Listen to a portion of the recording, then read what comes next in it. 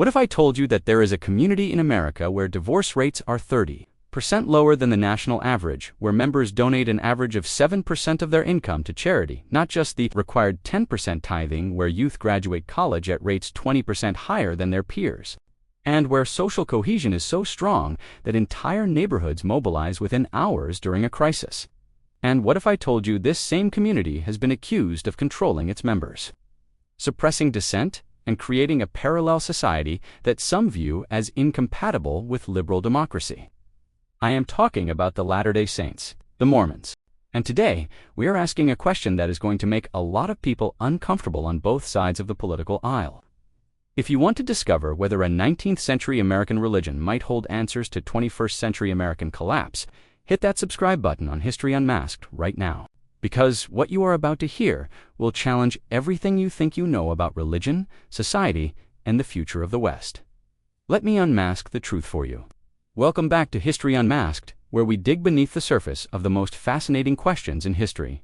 I am your host, and today we are tackling something controversial, timely, and deeply relevant to those of us watching from Europe, where many are asking what happened to America and could it happen here. Here is the context you need to understand. America is fragmenting.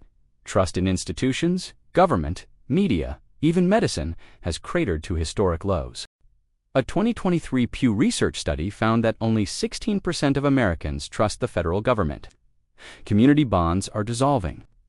Robert Putnam showed us that Americans are less likely to know their neighbors, join civic organizations, or participate in communal life than at any point in the last century. The phrase bowling alone has become a diagnosis of American social decay. Mental health crises are epidemic. Suicide rates have increased by 37% since 2000. Loneliness is now considered a public health emergency. Families are breaking down. 40% of children are born to unmarried parents, and the marriage rate has plummeted to historic lows. And here is where it gets interesting. In the middle of this social disintegration, there is an outlier. A community that by nearly every measurable metric is thriving. A community with strong families, high social trust, robust civic participation, and deep moral conviction. The Church of Jesus Christ of Latter-day Saints, commonly known as Mormons or LDS. Now, before half of you click away, and before the other half start celebrating, let me be crystal clear about what this video is not. This is not a conversion piece. This is not me telling you Mormonism is true or false. This is not religious propaganda. This is an honest, tactical examination of a social model.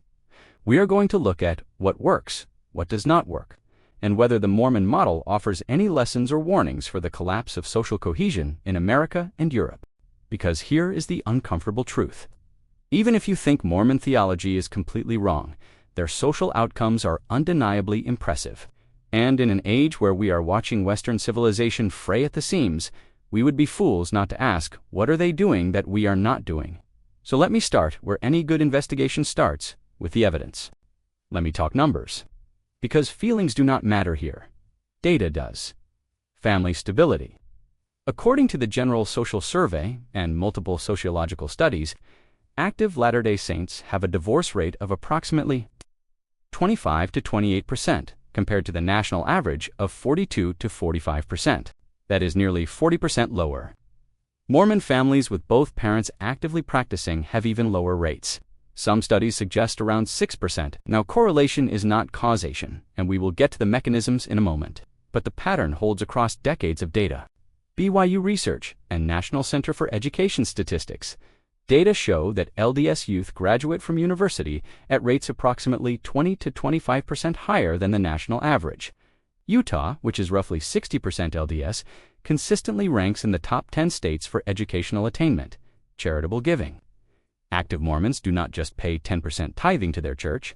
Studies show they give an additional 7% on average to other charitable causes. By comparison, the average American gives about 2 to 3% of their income to charity total. Mental health. Here is where it gets complicated. Utah has higher than average rates of antidepressant use, which critics often cite. But suicide rates among active Latter-day Saints are lower than the national average. The high statewide rate appears driven by other factors, including altitude, which affects brain chemistry and the state's young demographic. Civic participation. Latter-day Saints vote at higher rates, volunteer more, and participate in community organizations more than the average American. The church emphasis on lay leadership, where ordinary members run congregations, not professional clergy, creates a culture of active participation.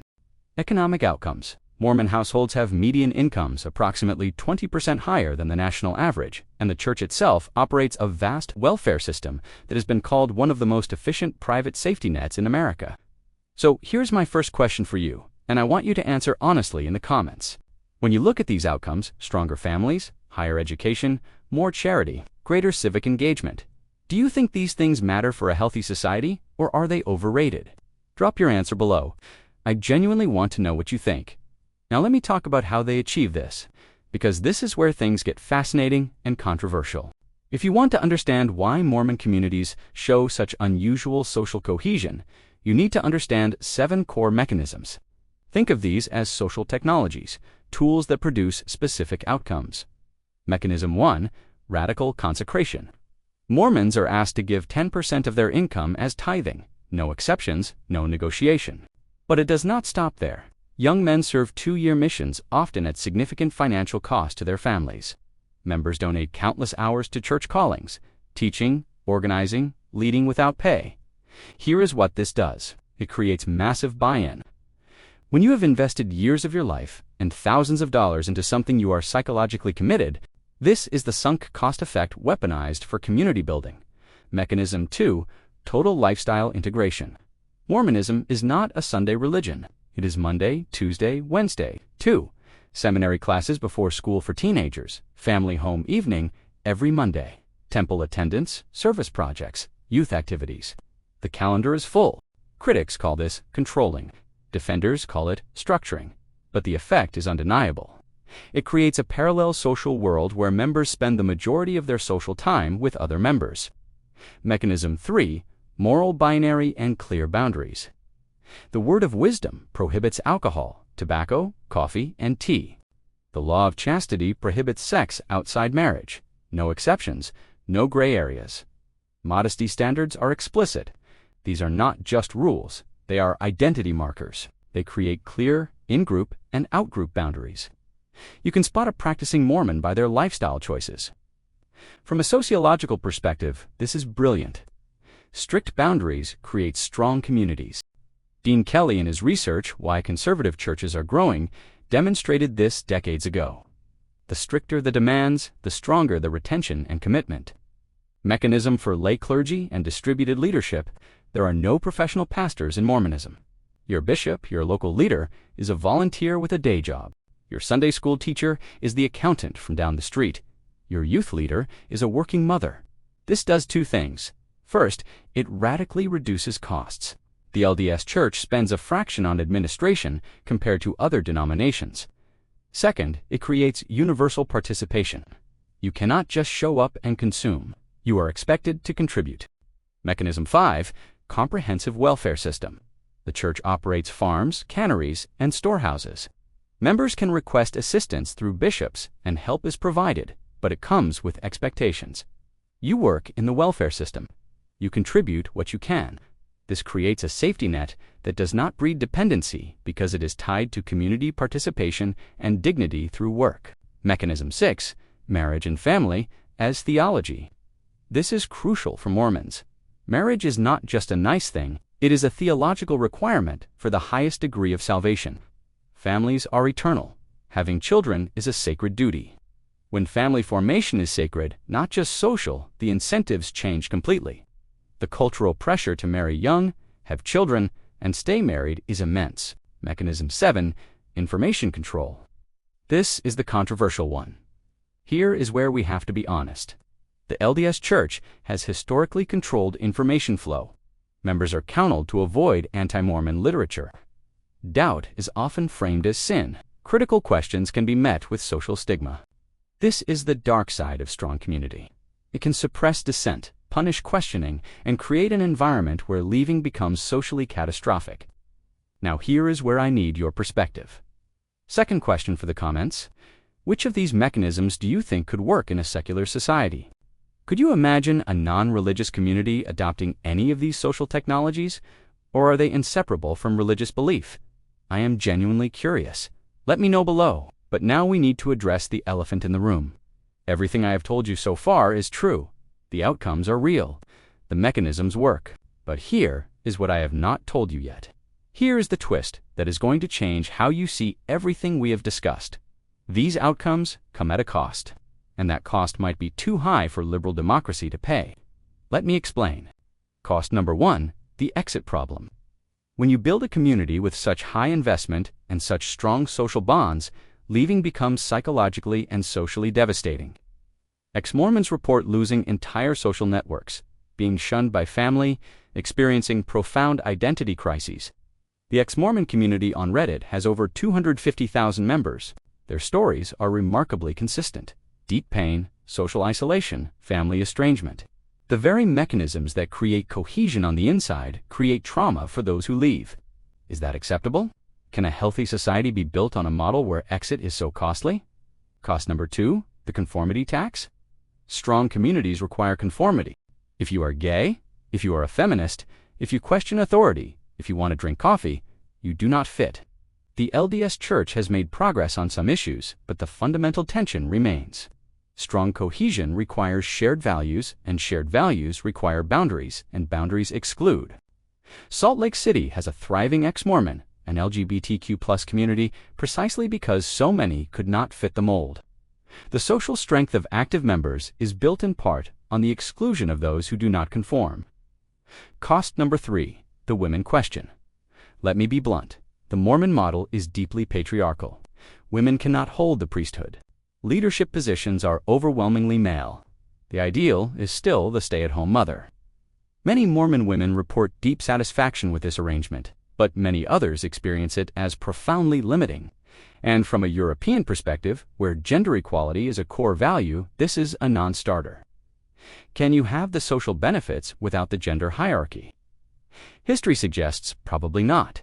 The correlation between traditional gender roles and family stability is one of the most robust findings in social science. Cost number 4, the thought control problem. Strong communities shape thinking. The emphasis on obedience, the discouragement of doubt, the framing of questioning as dangerous, these create an environment where critical thinking is structurally discouraged. Historians like D. Michael Quinn and researchers studying Mormon intellectual life have documented how intellectual dissent is managed, marginalized, or expelled. This is antithetical to Enlightenment values. Can the West adopt strong community mechanisms without sacrificing the critical thinking that produced the Enlightenment in the first place? Cost number 5, the scaling problem. Here is the thing nobody talks about. The Mormon model works for Mormons. It works for a self-selected, ideologically committed, theologically motivated group. Can it scale? Can it work for a pluralistic democracy? The evidence suggests no. When countries try to engineer social cohesion through state means, think of France's aggressive secularism or China's social credit system. They either fail or become authoritarian. And this brings us to the most uncomfortable question of all. What if strong social cohesion and liberal pluralism are fundamentally incompatible? What if you have to choose? For those of you watching from Europe, which most of you are, this question hits differently. You are watching America tear itself apart. You are seeing the same fractures emerging in your own societies. The breakdown of trust, the collapse of institutions, the rise of loneliness and mental health crises, the failure of family formation. And you are probably thinking, we tried social engineering, we tried the welfare state, we tried secular humanism, and the birth rates are plummeting. The churches are empty, and people are more isolated than ever. So here is the question. Is there a middle path? Can Europe or America learn anything from the Mormon model without adopting its theology or its costs? Some possibilities. Number 1, voluntary communities. Maybe the future is not national cohesion, but chosen communities, intentional neighborhoods, secular groups that adopt some of these mechanisms, regular gatherings, mutual aid, high commitment, shared values. We are seeing experiments, secular Sunday assemblies, co-housing communities, new forms of fraternal organizations. Number 2, digital tribes. Maybe strong communities can exist online. Discord servers, Patreon communities, digital movements that create belonging and purpose. But the evidence is mixed. Virtual community seems to lack the costly signaling that makes physical community work. Number 3, civic religion. Maybe nations need some form of shared sacred narrative, not necessarily theistic, but transcendent. Symbols, rituals, shared stories that bind the American civil religion used to provide this. European national identities once did. Can they be revived without tribalism? Number 4. Or accept decline. Maybe we do not solve this. Maybe the age of strong community is over, and we adapt to a world of individualism, loneliness, and low birth rates until something else emerges. Third question for you, and this is the big one. Do you think Western societies can rebuild social cohesion without religion? Or is secularization incompatible with strong community? Can we have both freedom and belonging? This is the question of our time. I need to hear what you think. Comments below. Now let me bring this home. So can Mormonism fix America? The honest answer is no, but it reveals what is broken. The Mormon model works for Mormons. It produces impressive outcomes through mechanisms that most modern Western societies would find unacceptable: strict conformity, high costs of exit, traditional gender roles, information control, and religious authority. But here is what it does prove. Strong social cohesion is possible in modernity. It is not a fairy tale. It is not nostalgia. It is real, it is measurable, and it is happening right now in communities across America. The mechanisms are known, the outcomes are documented. The question is whether free societies are willing to pay any cost for cohesion, or whether we have become so committed to individual autonomy that we will accept social fragmentation as the price. Because here is the uncomfortable truth that both progressive and conservative viewers need to hear. You cannot have infinite personal freedom and strong community. These things exist in tension. The Mormons chose community. They built systems that prioritize collective welfare, shared values, and mutual obligation over individual expression. Most Western societies chose freedom. We prioritized individual rights, personal authenticity, and liberation from traditional constraints. Neither choice is obviously wrong, but both have consequences. So here is my challenge to you. If you made it this far, you are clearly someone who thinks deeply about these issues. You are not satisfied with easy answers. You want to understand how society actually works. That is exactly who I make History Unmasked for. If you found value in this deep dive, if it challenged you, made you think, or gave you a new perspective, hit that subscribe button right now. Ring the notification bell, because we are going to keep asking the uncomfortable questions that mainstream content will not touch. And here is what I need from you in the comments. Number 1. Do you think the costs of the Mormon model are worth the benefits? Why or why not? Number 2. What is one mechanism we discussed that you think secular society could adopt? Number 3. From your perspective in Europe or America, what do you see as the biggest threat to social cohesion? I read every comment. I learn from you. We are building a community here of people who are not afraid to question everything, including our own assumptions. Next week, we are diving into another controversial topic. Did the Reformation destroy European unity? The case for Catholic Christendom. You are not going to want to miss it. Until then, keep questioning, keep thinking, keep unmasking history. This is History Unmasked. Truth over comfort. Always.